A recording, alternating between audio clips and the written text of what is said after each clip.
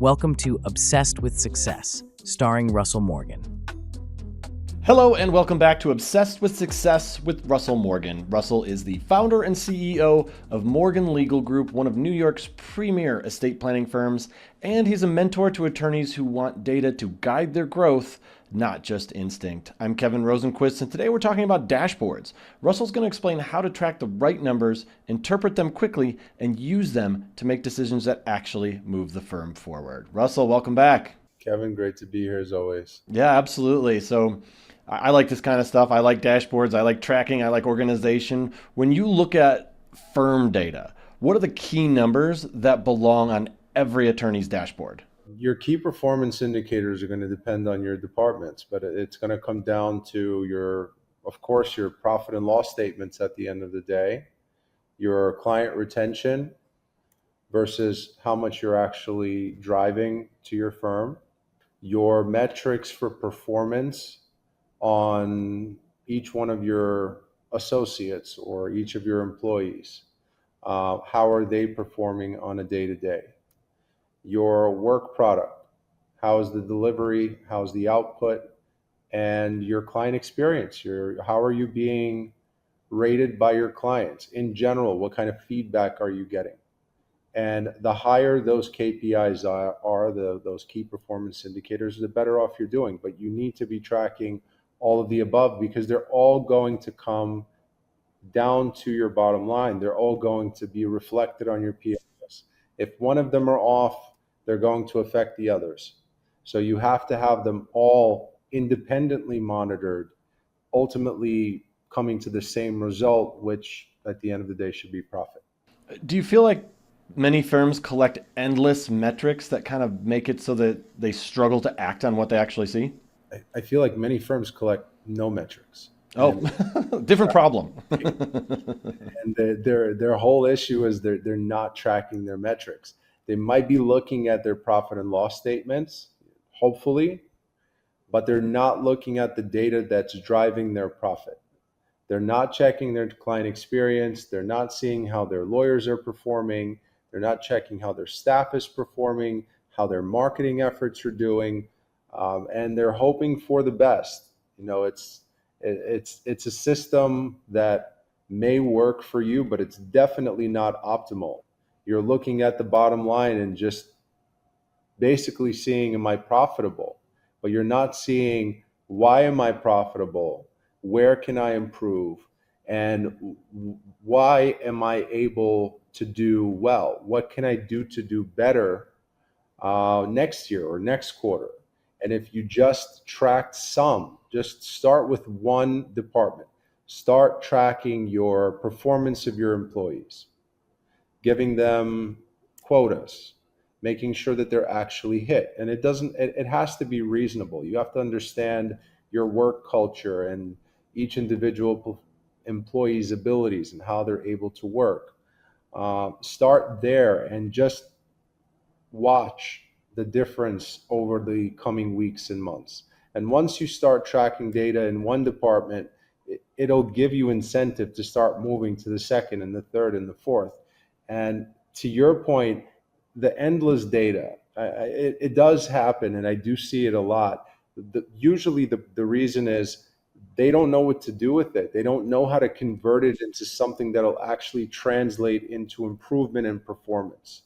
And that's okay. You're here to do what you were taught to do. So if you don't know what to do with the data, hire a professional, get somebody to help you actually farm that data and figure out how to bring down your costs, how to turn it into a funnel or a marketing campaign, how to send something out to turn in more repeat business. Someone who can actually use that data to your benefit, bring down some of your expenses and increase your profits with the data you already have and with the data you're acquiring on a day-to-day.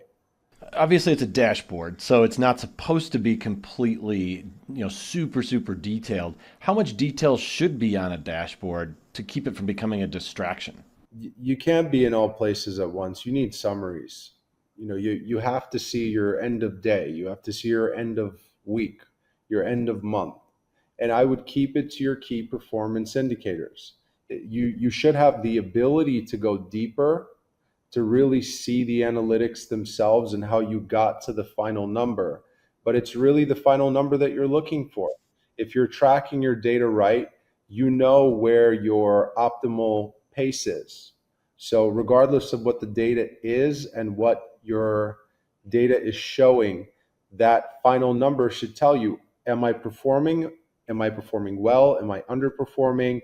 And if you are underperforming, what do I need to do to improve? And that's where you get deeper into the analytics. But keep it to the final number, the final key performance indicator that you're looking for in each department.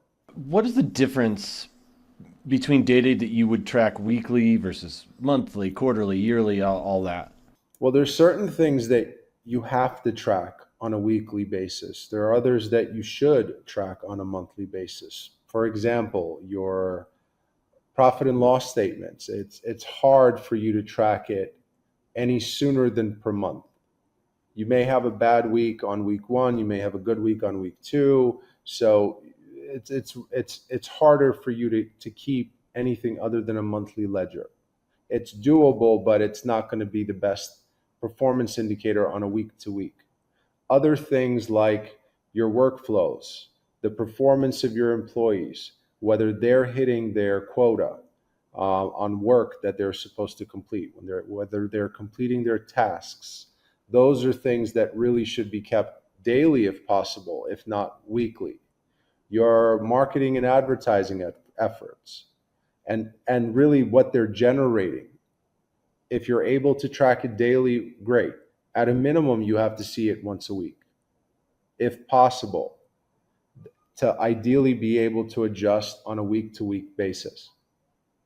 So certain things we simply don't make sense to track any sooner. Others, if you don't track on a daily or on a weekly, you're doing yourself a disservice. How can a well-built dashboard help firm owners catch problems before they show up on a P&L? It shows you the lifeline of your entire firm. It shows you the lifeline of your practice. A well-designed dashboard should be able to show you everything from initial intake to workflows and tasks being completed in real time, to billing and A&R and client experience on the way out. So you should be able to see all of the above on a well-designed dashboard. And moreover, you should be able to action certain items right from your dashboard, whether it's sending a message to whoever's managing certain parts of your departments, or to your marketing and advertising, or your PR, or your operations, your management, your billing, your A&R. So number one, it functions as a daily report that you can reference and see how you're doing.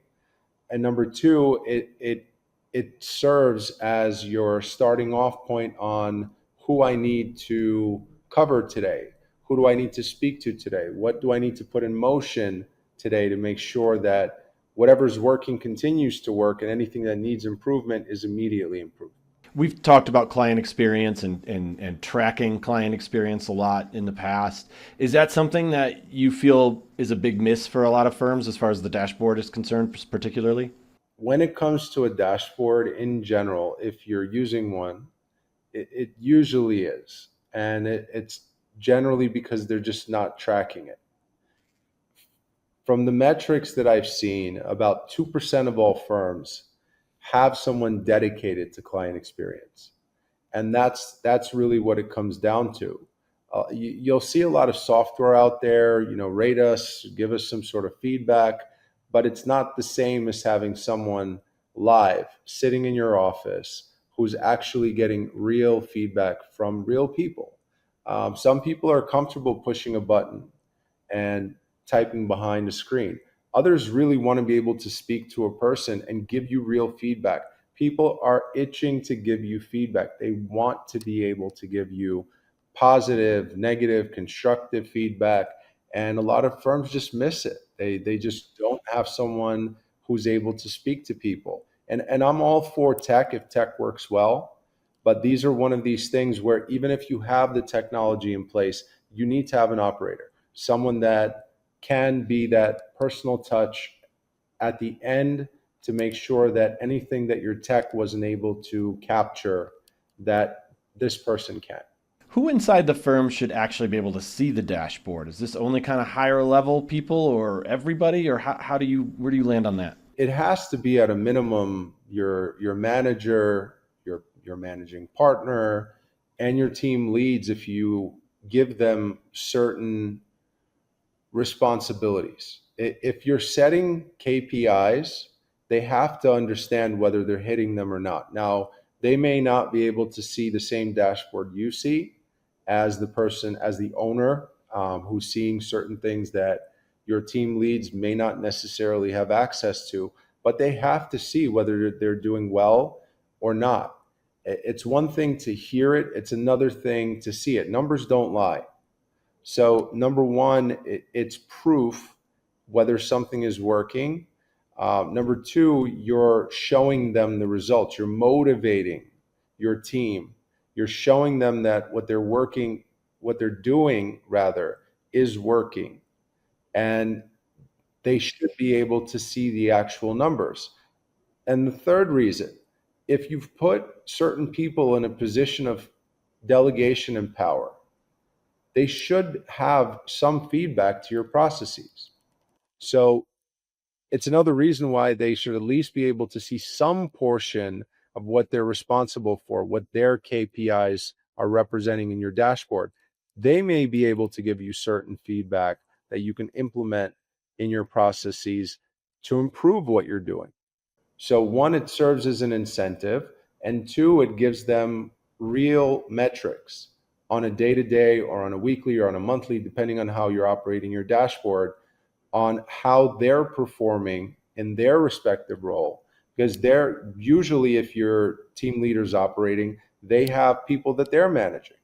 So they need to be able to communicate in real time if there's a problem and give praise if they're doing well. Smaller practices probably struggle with this even more, just from a standpoint, perhaps from a standpoint of like we're too small for this or something like that. What do you see as a disparity between larger practices and smaller practices when it comes to dashboards and data? There's no such thing as we're too small for that. It doesn't matter if you're a solo practitioner or if you're an L200. It doesn't matter what kind of business you are. You have to have metrics, analytics, data, and implementation. There's no way for you to measure performance without seeing your numbers. So whether you're managing 5 clients per month, 2 clients per month, or 1,000 clients per month, you need to be able to see how you're doing, whether we're doing it right, whether it's working, if it's working well, if it's not working well, and where you can improve. And it doesn't matter what your structure is. You can be referral based, or you can be marketing based, or it can be a combination of the two. How do you know what's working and what's not without being able to separate the two? If everything's going into the same bag, how are you able to track your referral sources? How are you able to track your marketing and advertising efforts? So at the end of the day, it doesn't matter the size. It's the time to actually sit down and make sure that your dashboard is working for you, and what it is generating, you're implementing as a result. I think a lot of firms would understand ROI. They understand if they're going to be using marketing dollars, they'd like to see where they're going. But are there other data points that you have a hard time convincing people they should be tracking? Definitely marketing and advertising efforts. They're, in some cases, they're hard to track. Sure. A lot of people just see ad spend budgets or pay per click with Google, or whatever it is that you're doing for marketing efforts, social media.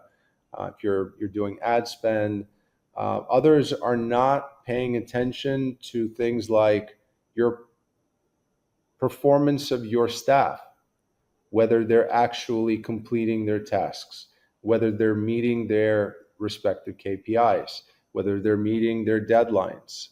Regardless of whether you're a firm or any business, they're not tracking performance of their employees. And this is a metric that's affecting your bottom line. You don't know if employee number 1 and employee number 2, which of the two are doing better and which of the two are actually adding value to your business, and if which of the two are just carrying weight and adding more expense at the end of the day without keeping track of your metrics. That's something that needs to be in your dashboard. At a minimum, their deadlines, at a maximum, their performance, so that you can juxtapose and see who is hitting their performance indicators, who is not, and how can we address the ones that are. I've worked for companies before where they put in these dashboards or tracking and all this stuff and all gung ho, and then over time it just sort of goes away and stops getting talked about, just sits there and collects dust. It's one thing to implement a dashboard; it's another thing to keep using it. How do you coach clients or people or other people that you know in the industry as to how to make sure you stay with it and don't let it fall by the wayside? Data is meaningless if you're not improving on it. If you're not using it and you're not implementing the changes that need to be made, there's so many software out there that can track your data and your metrics and your analytics. And that's great. But if all you're doing is looking at the numbers, it's useless. It has no real value to you. You may as well not be tracking it. You have to stay proactive and actually understand, what is it that I'm tracking? How is it affecting my business? And how can I improve on my stats? If you have a sudden increase, you need to be able to identify it and understand, what is it that I did right? If you have a sudden decrease, you have to likewise be able to identify and understand, what am I doing wrong? And it's imperative. You must stay on your dashboard. You have to keep to your analytics. And more importantly, you have to implement the changes necessary to stay ahead of the curve. If your performance is up, great. Let's see what we can do to improve it. Use your dashboard, use your metrics to see how we can continue the improvement. If your numbers are down, use that same data to understand, what is it that we need to fix to get, number one, back to status quo, number two, to improve and to grow, and if you decide to, expand. Great advice as always, Russell. Thanks for that. And thank you for joining us on Obsessed with Success. If you found this episode useful, please subscribe, leave us a review, share Obsessed with Success with another attorney ready to lead with data, because as you can see, it is important. Russell, it's always great chatting with you. Thanks so much for being here. How can people find you? You can find us 24 hours a day at 888-529-1315 at morganlegalny.com, or on also all social media platforms at Morgan Legal NY. Till next on Obsessed with Success. Thanks, Russell. Thanks for watching. Be sure to hit that like and subscribe button and leave us a review in the comments.